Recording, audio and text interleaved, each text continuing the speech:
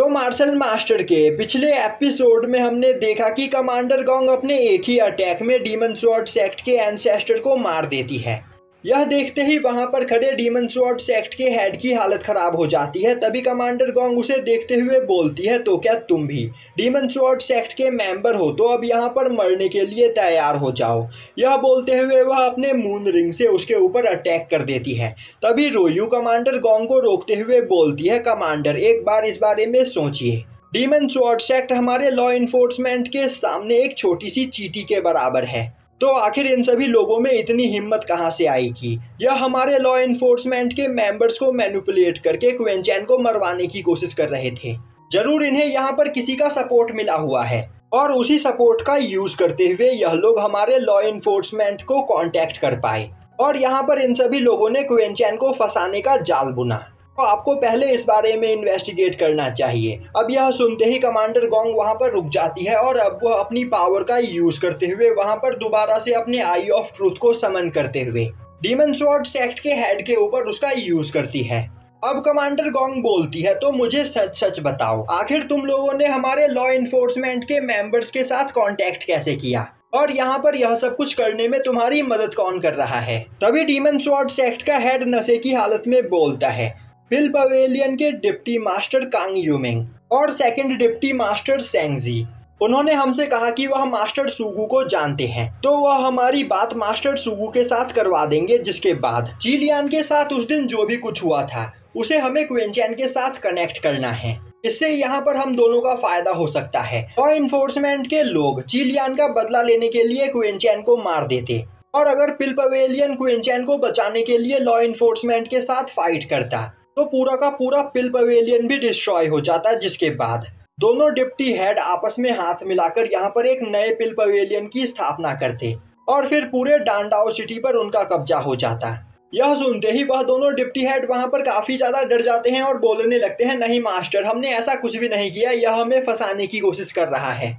अब commander gong पिल pavilion के head के ऊपर से अपने स्पेल को हटा देती है, जिससे पिल पवेलियन का हेड वहां पर नीचे गिर जाता है। अब कमांडर गॉन्ग बोलती है, तुमने यहाँ पर क्वेंचैन को फंसाने की कोशिश की, साथ ही साथ तुमने असली क्रिमिनल्स के ऊपर से लॉ इन्फोर्समेंट का ध्यान भटकाने की कोशिश की, तो इसके लिए तुम मरना डिजर्व करते हो। यह बोलते हुए वह डीमन स्वॉर्ड सेक्ट के हेड को वहां पर पकड़ते हुए अपने स्पिरिचुअल हैंड का यूज करते हुए उसे क्रश करके मार देती है। अब यह देखते ही वहां पर खड़ा तीसरा पर्सन, जो कि फेंसिंग सेक्ट का हेड होता है, वह काफी ज्यादा डर जाता है और अब वह कमांडर गॉन्ग के सामने नील डाउन करते हुए बोलने लगता है, कमांडर गॉन्ग प्लीज मुझे माफ कर दीजिए, मुझे भी यहाँ पर डीमन स्वॉर्ड सेक्ट के लोगों ने बहलाया था। उन्होंने मुझसे झूठ कहा था कि क्वेंचैन ने ही मेरे डिसाइपल यांगलिंग को मारा है, इसीलिए अपने डिसाइपल का बदला लेने के लिए मैं इन लोगों के साथ यहाँ पर आ गया, तो प्लीज मुझे यहाँ से जाने दीजिए। कमांडर गॉन्ग बोलती है, और तुम्हें क्या लग रहा है मैं तुम्हारी इस कहानी पर यकीन कर लूंगी? तुमने मेरे लॉ इन्फोर्समेंट को धोखा देने की कोशिश की है, तो तुम यहाँ पर मरना डिजर्व करते हो। यह बोलते हुए वह अपने मून रिंग से उसके ऊपर अटैक कर देती है। अभी वह पर्सन चिल्लाते हुए बोलता है, कमांडर गॉन्ग भले ही आप पावरफुल हो, पर मैं यहाँ पर बिना फाइट किए नहीं मरूंगा। यह बोलते हुए वह वहां पर मल्टी लेयर बैरियर बनाते हुए कमांडर गॉन्ग के अटैक को ब्लॉक करने की कोशिश करता है, पर कमांडर गॉन्ग का मून रिंग उसके सभी मल्टी लेयर बैरियर्स को डिस्ट्रॉय करते हुए उसके भी दो टुकड़े कर देता है।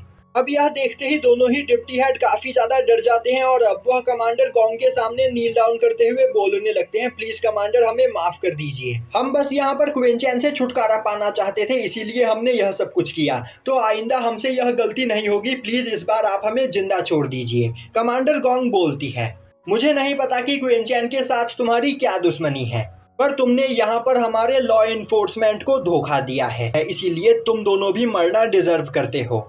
यह बोलते हुए वह उन दोनों के ऊपर अपने एनर्जी बॉल से अटैक करती है, जो देखते ही वह दोनों डिप्टी हेड काफी ज्यादा डर जाते हैं। तभी पवेलियन मास्टर बीच में आते हुए अपने अटैक से कमांडर गॉन्ग के अटैक को डिस्ट्रॉय कर देते हैं। तभी कमांडर गॉन्ग बोलती है, सुआन सेंग क्या तुम मेरे खिलाफ जाकर इन दोनों को यहाँ पर बचाना चाहते हो? अब वह दोनों डिप्टी हेड पिल पवेलियन मास्टर के पैरों में आकर गिर जाते हैं और बोलने लगते हैं, पवेलियन मास्टर प्लीज हमारी मदद कीजिए, कमांडर गॉन्ग हमें जान से मार देंगी, हम आपसे प्रॉमिस करते हैं कि हम दोबारा ऐसी गलती कभी नहीं करेंगे, तो प्लीज हमारी जान बचा लीजिए।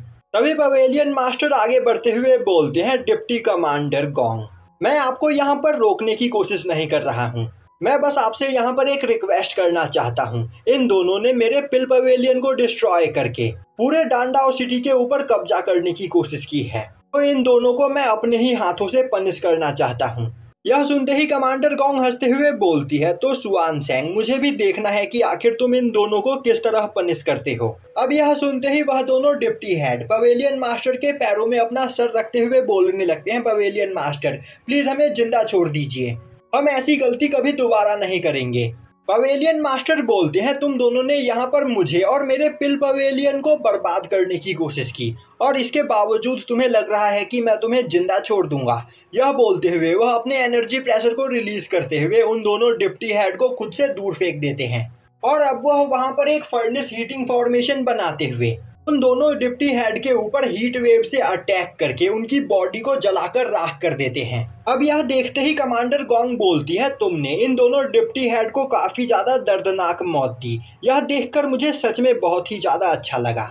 और अब कमांडर गॉन्ग सूगू की ओर देखते हुए बोलती है, सूगू तुमने थोड़ी देर पहले मुझसे कहा था कि तुम जीरो से इन्वेस्टिगेट करते हुए यहाँ तक पहुँचे हो, और अब यहाँ पर मेरी इन्वेस्टिगेशन के बाद मुझे यह पता चल रहा है कि तुमने यहाँ पर कोई भी इन्वेस्टिगेशन नहीं की, तुमने बस डीमन स्वॉर्ड सेक्ट के लोगों के द्वारा बताई गई बातों पर यकीन कर लिया और क्वेनचैन को पकड़ने के लिए यहाँ पर आ गए। तो क्या तुम इस बारे में कुछ कहना चाहते हो?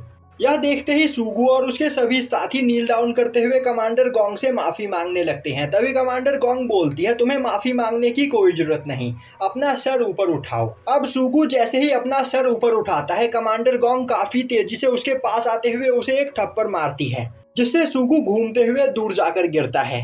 अब कमांडर गॉन्ग बोलती है, सूगू तुम लॉ इन्फोर्समेंट के एक हाई ऑफिसर हो, पर लालच की वजह से तुमने इस केस को सीरियसली नहीं लिया, और अगर मैंने यहाँ पर तुम्हारी बातों पर यकीन कर लिया होता तो असली क्रिमिनल हमारे हाथों से बचकर निकल जाता और हम यहाँ पर निर्दोष क्वेनचैन को सजा दे देते। तो यहाँ पर तुम्हें तुम्हारी गलती की सजा जरूर मिलेगी। और यहीं पर यह एपिसोड खत्म हो जाता है।